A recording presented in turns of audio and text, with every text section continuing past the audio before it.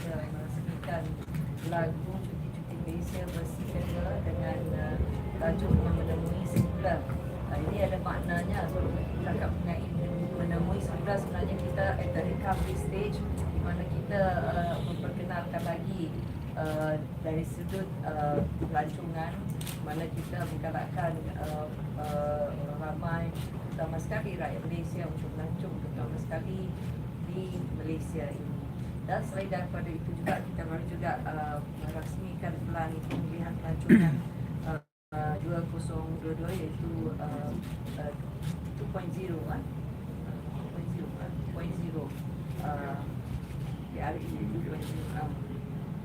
PRE. Jadi banyak konten sedang disebutkan semasa ucapan tadi. Mungkin ada yang nak bertanya secara untuk mendapatkan maklumat yang lebih lanjut. Saya rasa taklah mengulangkan apa yang telah kita sebutkan tadi, ya. Jadi kita persilakan. Kalau saya tak boleh jawab, kita tak boleh jawab.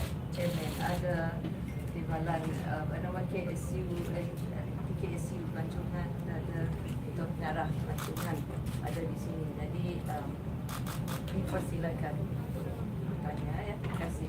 Terima kasih kepada Ibu Menteri. Sekarang ni sesi soal jawab. Saya persilakan siapa yang mengajukan soalan untuk ke tengah. Kita ada mikrofon berdiri. Sila nyatakan nama, organisasi, daripada agensi mana dan terus ajukan soalan. Silakan. Saya Naila dari RTM. Apabila tanya mengenai pelan pemulihan pelancongan ni, mungkin Motek ada sasaran dia sendiri. Ya, kalau dulu kita ada PRE 1.0 kan, sekarang ini PRE 2, kita sebenarnya sasaran kita lebih kepada lagi sekali untuk meningkatkan mobiliti dalam negara kita melalui pelancong-pelancong supaya mereka lebih merancak lagi untuk pergi melancong, dan kita mahu rakyat kita berbelanja dalam negara kita. Jadi sebab itu kita memberi peruntukan untuk diskaun untuk orang pergi naik kereta api, pengangkutan darat dan juga pengangkutan udara, dan juga dari segi accommodation dekat hotel semua tu kan. Jadi kita telah target ramai, kalau secara totalnya lebih 50,000. So tadi kita sebut kluster dari segi pengangkutan darat saja. Dari KLIA Express saja sudah 24,875 pengguna yang berpeluang menebus pemberian diskaun RM10 bagi pendaftaran, juga bagi mereka yang menggunakan pengangkutan tu yang harga dia lebih RM16 ke atas, dan pembelian tiket untuk pengangkutan udara, dan juga apa lagi ya, tadi saya dah sebut banyak figure-figure yang telah saya sebut tadi dalam semasa ucapan tadi. Diskaun sebanyak RM100 untuk satu transaksi pembelian pakej pelancongan bernilai RM200 ke atas diperolehi bermula 29 April hari itu sehingga 31 Oktober ini, dan dianggarkan seramai 14,925 pengguna bakal menerima manfaat ini. Yang itu tadi saya sebut mengenai 24,000 lebih KLIA Express, yang ini untuk mereka yang membeli pembelian pakej pelancongan bernilai 200 ke atas. Jadi ada target kita ialah sini adalah 14,925 orang pengguna bakal menerima manfaat ini. Namun itu kita juga akan berikan presiden kita bagi, if you want to refer to the figure lagi ya. Saya takut saya terlalu banyak nak sebut sini. Saya ada lagi soalan. Total saja saya bagi tahu 64,064,675 pengguna untuk pengangkutan darat sahaja, ya. Total ya, untuk pengangkutan darat. Ada lagi? Hanyalah soalan lain, produk-produk baru ke Pergi ke Dubai, apa kita boleh, apa kita. So ini semua dah disebut. Jadi ada lagi soalan? Silakan soalan. Dek, yang itu boleh ambil dari sini dia. Ada di Parlimen. Betul. Kita telah sediakan media kit. Walau bagaimanapun, pihak media yang masih belum mendapatkan boleh selepas ini scankan QR code di depan. Nak tanya? Silakan. I'm Esther from FMP. So under the tourism recovery plan, you mentioned that there are 3 more clusters to be included: cluster Pengantin Udara, cluster Pelancaran, and cluster Pelancaran Minat Khas. Do you have any details about that? On the Minat Khas is one of the niche products like scuba diving, which is not really very common. It depends golfing and all those. So those fall under the cluster niche cluster apa nama Melayu tadi minat khas ya, golfing. So those will come under that. Again, the details already here. If you want to know the detail, we can give you the detail of the clusters, the 3 clusters. Yeah. But if you want to know the detail of niche cluster tadi, it's about scuba diving, golfing and all those very niche, because nowadays a lot of people want to travel and then they have their own niche activities like trekking nowadays, and then activities which are close to nature. So these are very specific niche clusters that they would go for. So last month you said that you were confident of surpassing 2 million tourists by the end of this year. So 2 days ago you said that there have been more than 500. Yeah, we have already achieved more than 500. Although I have not been able to give you specifically the figures because we need to verify with the immigration department. When we say over 500,000, we really mean that these are people who are not Malaysians, okay? There are Malaysians who come back. If you notice, on the 1st of April, when it was announced, there were others who came and there were a lot of people coming in, especially from Singapore, and then a lot of them were Malaysians who miss their home. But this time when we mention about over 500,000, it is more focused directly on those who are non-Malaysians. Well, we hope to have more, and maybe you are wondering, can we achieve 2 million? Well, God willing, yes, because at the moment, quite a number of countries which are still not open, like Korea just opened. We hope to get more from Korea, and also China, which has already been all along had been a very a favorite country for Malaysia to target. They are still not open. We also have Japan, even Brunei, and also Indonesia, but we have a very good indicator from India. They have wanted Malaysia to be their wedding destination. This is among a new indication that we got when we were in Dubai, and maybe I can share with you in Dubai what we have introduced in Dubai, which we consider as something new. We would like to promote our textiles in Dubai, because all the while those in the Arab countries, they tend to wear very plain textile for their they call it jubah, their attires jubah, especially the ladies. Now we want to share with them what we have in our country, our batik, and we want to bring our designers to be involved. We have batik, we have songket, we have tenun.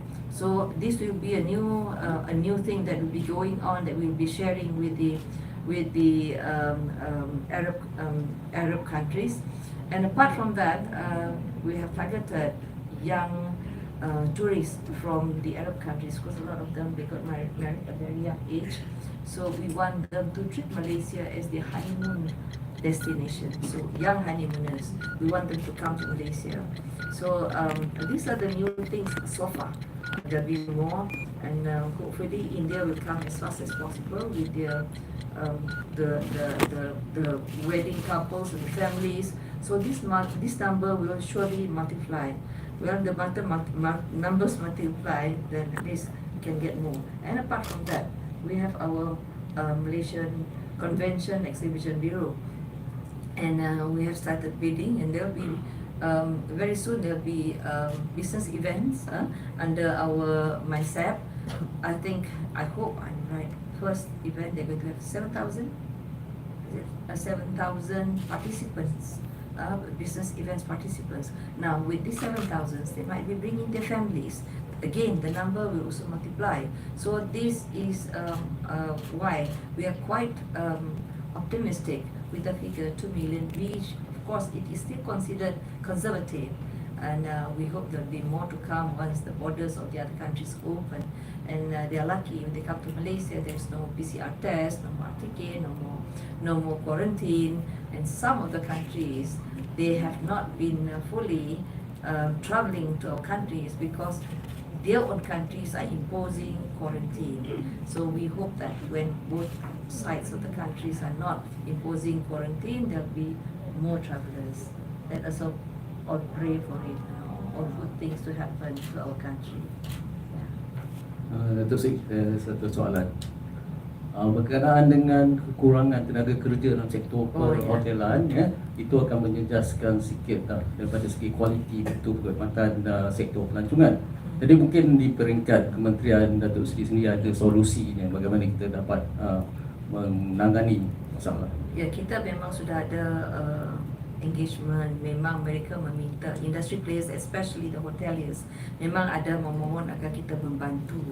Pada masa yang sama mereka juga memohon melalui HR Ministry, dan saya juga bawa kepada HR Ministry, dan kalau you all follow the media, HR Ministry sudah mendapat kelulusan untuk membawa pekerja-pekerja dari luar negara, terutama sekali dari Indonesia. Mereka ada MOU seperti itu. Pada masa ini tidak semua masuk pada masa yang sama, namun masalah ini akan insyaAllah akan will be resolved because mereka sudah mula untuk membawa pekerja-pekerja masuk. Jadi dengan harapan ini akan boleh membantu meningkatkan kualiti dari segi prestasi hotel-hotel. Namun pada masa yang sama, actually hotel-hotel pun tidak juga menyatakan dari segi kualiti standard mereka. Cuma mereka rasa agak tercabar dari segi kekurangan pekerja. Dari segi kualiti so far kita tidak menerima sebarang aduan mengenai itu. Kita mengharap mereka kekalkan dari segi standard mereka, dan diharap juga pekerja-pekerja dari luar negara itu akan dapat datang segera bagi membolehkan kita untuk menambahkan lagi dari segi pelancong kita dapat pergi ke hotel-hotel dan juga tempat-tempat lain, destinasi pelancongan yang lain di Malaysia ini, ya. Saya bawa balik daripada Dubai, mungkin apa expectation daripada international tourist terhadap Malaysia, apa yang kita nak jual sebenarnya? Sebenarnya semasa di Dubai banyak pertanyaan, terutama sekali yang menarik minat pelancong dari luar negara ialah kerana kita sudah tidak ada lagi PCR. Kita tidak ada lagi menggunakan RTK test bila mereka balik, dan tidak ada lagi quarantine. Perkara ini yang telah menjadi feel good factor untuk mereka. Memang banyak negara-negara yang telah menunjukkan minat. Kalau bercakap dengan travel agent kita yang ada bersama kita pada masa itu, masing-masingnya sudah merasa keseronokan itu kerana respon untuk pergi ke Malaysia ini sudah mula ramai. Malah apa yang diminta untuk kita lakukan ialah untuk menambahkan frequency flight. Macam Qatar minta kita tambahkan lagi, dan insyaAllah lah mungkin selepas World Cup mereka akan tambahkan lagi dia punya frekuensi. Kita ada juga memorandum of collaboration bersama dengan Emirates, dan insyaAllah kita akan pergi ke Qatar untuk menandatanganinya. Jadi ini adalah indikator di mana kita nampak sudah ada respons untuk pergi ke Malaysia. Tadi saya sebut mengenai India yang juga mahukan Malaysia ini menjadi tempat wedding destination mereka, dan yang tadi yang lain saya sebut juga mengenai textiles kita dan juga yang generation menjadi turis. Di samping itu juga saya meminta supaya agar kita di Malaysia ini memulakan penggunaan motorhome sebagai produk tourism kita. Itu perlu kerjasama dengan pihak kerajaan negeri. Saya juga adalah bercakap secara tidak rasmi, walaupun dengan Kementerian KT pun ada juga kita bercakap, dan di peringkat working level officer sudah mengadakan mesyuarat, sebab kita mahu supaya bila kita memperkenalkan motorhome sini atau caravan, pelancong dari luar negara ini dapat menikmati, terutama sekali kalau dulu orang Arab ini kurang, dia pergi ke tempat-tempat seperti tempat jauh daripada, selain daripada Genting, mereka pergi ke Penang, pergi ke Langkawi, itu saja yang mereka tahu. Tapi kali ini kita mahukan kita nak sediakan untuk mereka fasiliti seperti motorhome, ada tempat untuk parking supaya mereka dapat menikmati the green areas of Malaysia. Mereka juga nak menikmati itu, going back to nature. Sebab kalau kita lihat younger turis daripada negeri sebelah Arab ini, yang honeymooners ni, saya percaya mereka juga mempunyai satu minat yang sama dengan orang muda di negara kita. They are very adventurous. They want to see more of our country. So by providing motorhomes as part of our tourism punya produk, mereka boleh drive sendiri, tidak perlu naik pengangkutan awam atau menyewa. They can drive the motorhomes as if it is mobile hotel. So ini di antara produk baru. Bukanlah motorhome tu baru, tapi di Malaysia ini baru kita nak perkenalkan dari untuk formality, supaya setiap negeri menyediakan lokasi untuk parking, ada discharge, tempat mereka charge dia punya bateri semua tu. Jadi itulah yang nak kita lakukan. Okay. Datuk Sri, how is the tourism spend now? Is it better than 2019? Well, we cannot say it's better than 2019 yet. Of course, we're picking up quite fast because 2019 is not easy for us to beat at the moment. It has contributed to the country's GDP 15.9%, and then 86B, 86.1B. So in terms of tourism receipts, okay. So now it's picking up. I'm not saying it's slow, but because of the situation that we started, because of some of the countries are still not opening their borders, so that hampers the increase in the numbers. Although in terms of numbers of tourists, especially the local tourists, surprisingly, they are really responding very well to our cuti Malaysia, domestic holidays, domestic tourism, and starting from 1st of May, there are more of the international tourists. I mentioned earlier on, over 500,000. So we also expect with the 2 million, we expect to receive about 8.6 billion tourism receipts. I have to look at my boss. So okay, yeah. Alright, anymore? Any other question? Or last question? Wanted to clarify about the motorhomes, because do you have any collaborations right now? The ministry have any collaborations with any motorhome players? Not at the moment, because it is under MOT. I've spoken to our Minister of Transport, and he's very supportive.